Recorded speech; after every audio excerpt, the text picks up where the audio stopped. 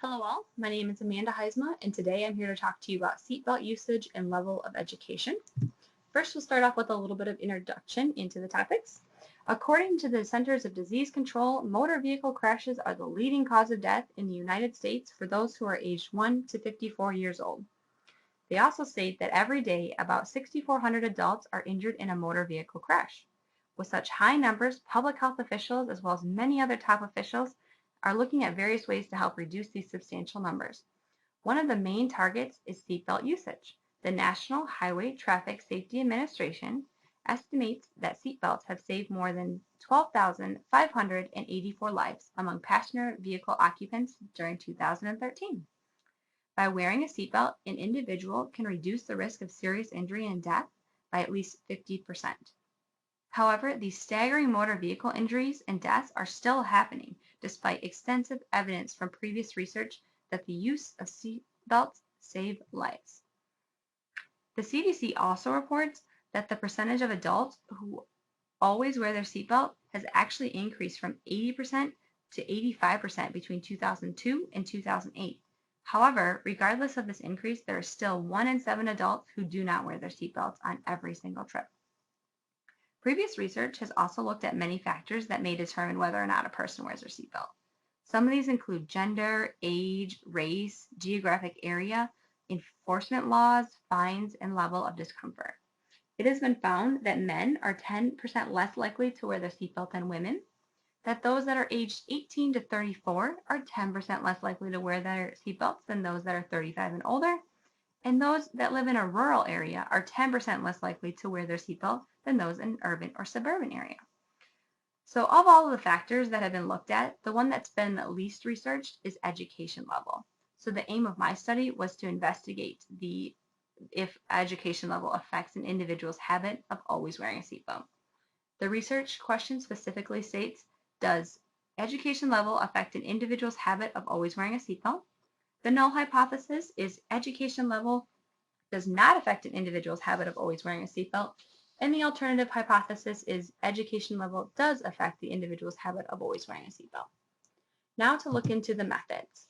This was a retrospective analysis that looked at the responses of 4,540 participants from the 2014 Behavioral Risk Factor Surveillance System, or BRFSS for short. This was a telephone survey, and this surveillance system collects data from adults that are U.S. citizens from all 50 states, Washington, D.C., and 3 U.S. territories. By completing more than 400,000 adult interviews each year, it makes the BRFSS the largest continuously conducted health survey system in the world. The variables that we looked at were education level, which was the exposure, and the outcome is seatbelt usage.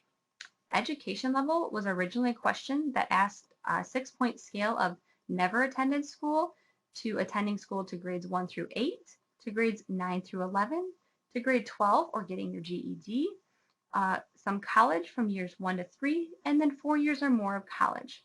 I chose to recode this variable to look at those that were a high school level and below, and then college level and above. I did this so I could see the relationship if there was below a high school level and then above a college level.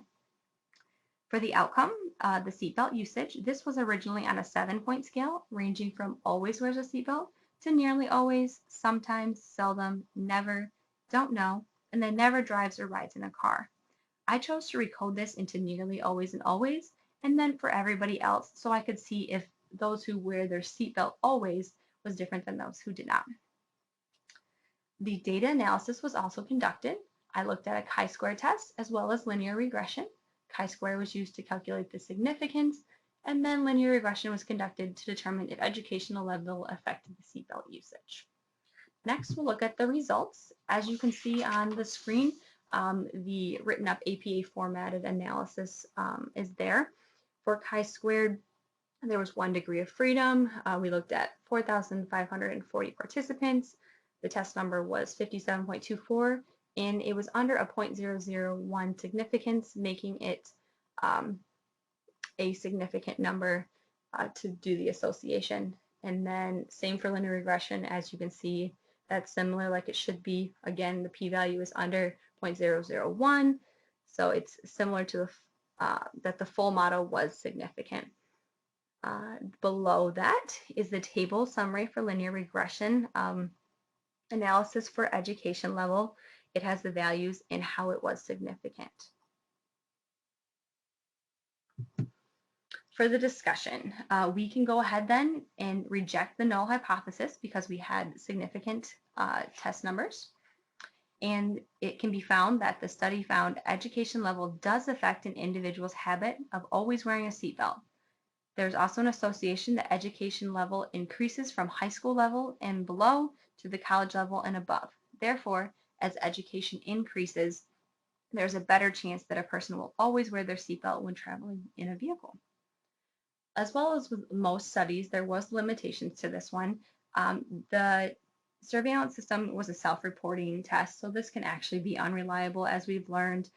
Some people may lie, some people may not remember correctly, or things like that. So I think that additional research should be done to verify these results. So in addition to that, I also think future research should be conducted to look specifically at the level of education and seatbelt usage of drivers who are actually in a motor vehicle accident. That way we can get a better picture of what's actually happening instead of just self-reporting.